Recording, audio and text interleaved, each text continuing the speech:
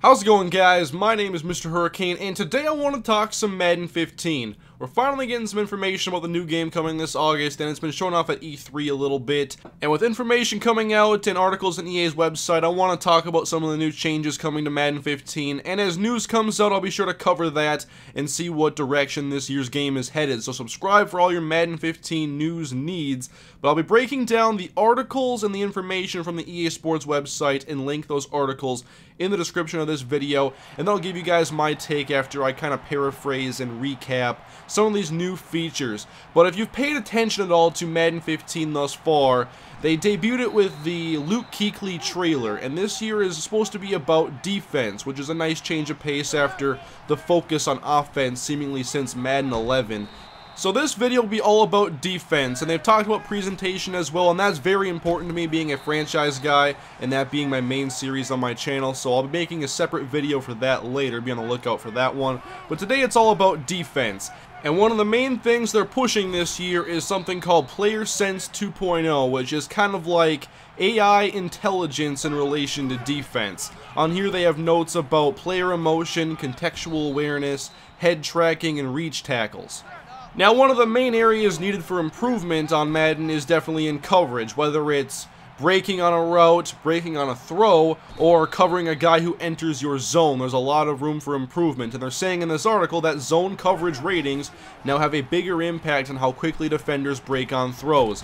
Now, there's obviously two sides of the coin here, man coverage versus zone coverage, and they both have their own issues, so I'll talk about man first. Man coverage has problems with many routes that get too much separation, and that's where things need to get better this year. It's been for so long corner routes, out routes, curls, the halfback angle.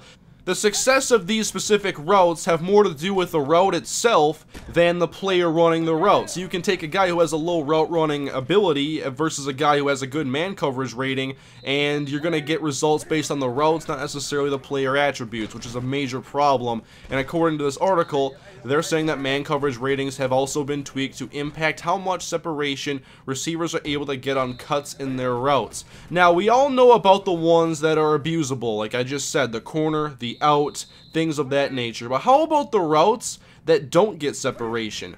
There are routes like the sluggo, which is a slant and go. There's many variations of post routes, and one that's like a sluggo post where the receiver takes a couple steps to the inside, goes about 10 yards long, and then makes a cut to the inside. A lot of those routes, I refuse to run those plays, or I hot route out of them, or I use them as decoys. There's some routes I just simply don't trust, and so I want better balance. We have a bunch of routes that seem to be overpowered, some that are completely useless.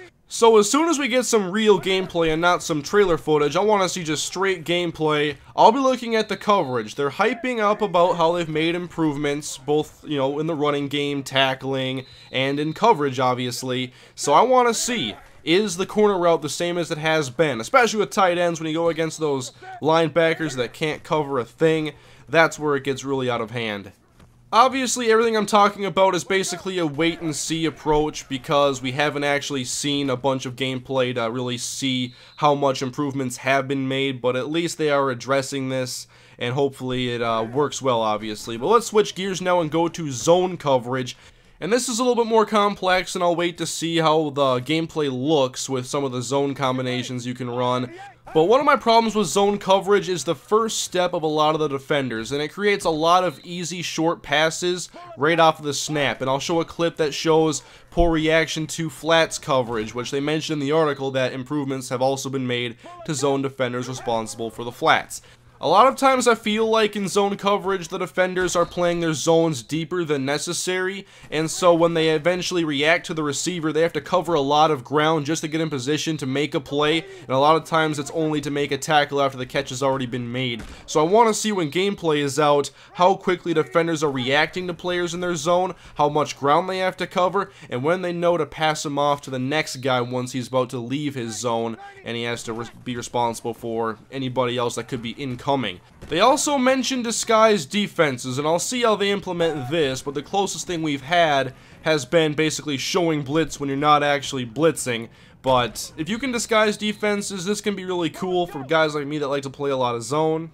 But that's all I'm going to talk about for coverage today. I'll probably talk more about it in the future, especially when gameplay drops. So let's talk about the other additions made to defense. And there's some stuff with pursuit and tackling, and they introduced a defensive vision cone for defenders in pursuit trying to make a tackle.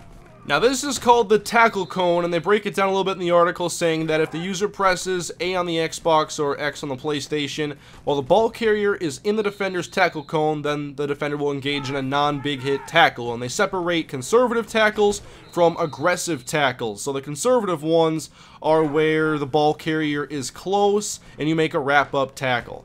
They also talk about the aggressive tackles, which are of course diving and hit sticks, but I want to see really what they're talking about with this, because you can play Madden today and there's still that conservative versus aggressive just by nature. I mean, wrap-up tackles are more conservative and hit sticks are bigger, high-risk, high-reward type of deal. Now, if what they're trying to hit on here is that it's going to be more based on the player, and you're not just going to be able to lay a hit stick with Captain Munnerlyn on Marshawn Lynch, then I'm cool with that. You should not succeed in that situation. I have Captain Munnerlyn on my ultimate team, and so I see him make a few hits that he should not make. And they talk about here in the tackle cone section of the article that success of these tackles is based on a number of factors, primarily player ratings, and I'm just wondering what is the balance between how much they matter to Madden 25 versus how much they're going to matter now. I mean, you can't tell me they didn't play a role. And this to me is not something that's going to be revolutionary, because conservative and aggressive are just concepts. They're not features. So we have aggressive ways to play the game and conservative ways to play the game. It's just how much the player themselves matter, and if the attributes really dictate as much as they should. I guess I need to see more of this tackle cone and what exactly they're talking about. I mean, timing is still something that matters now. If you hit stick too early, the guy's gonna run for 30 yards. So I'll see more about this tackle cone and the user-controlled defenders, but I don't know how much of a big deal this is. What I'm concerned with is how quickly defenders react when the ball is handed off and what route they take to the ball carrier. If they're giving up the outside too easy, then we got more problems. That's kind of what we're dealing with right now. A lot of the stretch plays are way too easy because of poor angles. We have some focus on the defensive line now with all new pass rush mechanics for both finesse and power moves. Now, if you just ask me what I think needs to be improved with the front four play or the front three, however you want to look at it, the thing is, I don't think that all types of defensive linemen are well represented. I feel like defensive line play is too generic, where it's just a lot of block engaging and disengaging, not a lot of anything else. I mean, I've been playing a lot of Madden 25 on the PS3 because that's where my franchise is. I'm getting more into the next-gen stuff now, and I think that it's better on next gen, at least in terms of like the power rushers. I think guys like Ndamukong Suh, who are very strong, they can get a better bull rush in the next gen version compared to the PlayStation 3 version. But I want all different types of defensive linemen and pass rushers to be represented, whether it's a finesse rusher like a Robert Mathis, a strong, powerful guy coming off the edge like Chris Long. And I just want more personalization among these defensive linemen because there's many different kinds. And I mean, last week I was playing some Ultimate Team. I was user controlling my elite Anthony Barr in Ultimate Team against the right tackle, and I beat him with a spin move on the outside, and I was stunned that it worked. So they're talking improvement this year in regards to finesse and power. In the past, these different moves you can do are triggered by the right stick, and now it's more of a one-button deal. They're talking X or square as PlayStation versus Xbox for power moves, and then the A or X buttons for the finesse moves. So it's going to be a one-button deal depending on if you want to do power or finesse, and I assume that has to also do with the way you're holding the left stick. Again, I just got to get a feel for this and see how it actually works in the game. But this is simplified, and I just hope that all defensive linemen and pass rushers are well represented by their individual abilities. Off the line, we have something else here that I do really like, the concept of at least, where it's timing the snap and getting a jump. This is something I really wanted, and it goes hand in hand with them saying there's improvement to computer fake snap attempting to draw players off sides. Now the improvement here needs to be that players actually jump and that the computer tries to get a jump when you're on if you keep your snap count the same. Like, yeah, that's cool if I can go online and the guy just quickly snaps the ball every time and I can get a jump that way and get his timing down. But if the computer, if you're playing user versus computer and they're not trying to jump at all, then it's kind of, I don't know, it's not really much, because I play a lot of franchise, so I do play a lot of user versus computer.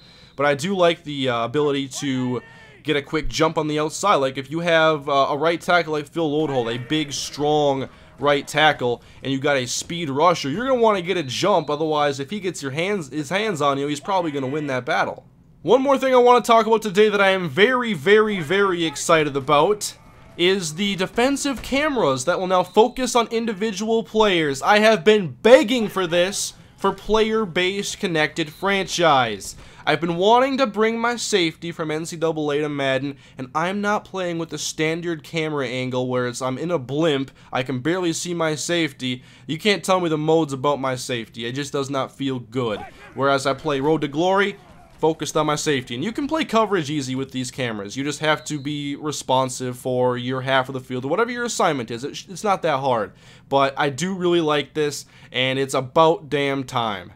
One thing they should be doing also is the formation subs. Now this is completely off topic and for a different video, but get my formation subs in there so I can run my multiple defense and not change everything every single game. Okay, I got certain fronts I like to run in the 3-3-5 versus my standard 4-3 or a 5-2 run stopping defense. Give me my control. I need my control. And anyway, that is going to be it for today's video, guys. Talking some defense in Madden 15. Hope you enjoyed my take on different things EA is talking about with a new game. Be sure to leave your thoughts in the comment section. I love some good back and forth discussion. If there's something that you're focused on and you think needs to be improved, or what you thought about my criticisms or thoughts. Subscribe if you have not already for more Madden 15 news. I'm a football gaming channel, not so much a sports gaming channel, so a lot of football over here. It's my passion. And leave a like if you enjoyed the video. It helps other people find the video as well and see what all is coming to Madden 15. But thank you guys for watching. Today I'll have more coming, so once again, stay tuned and subscribe. I'll see you guys later. Have a great day, and I'll see you guys in the comment section.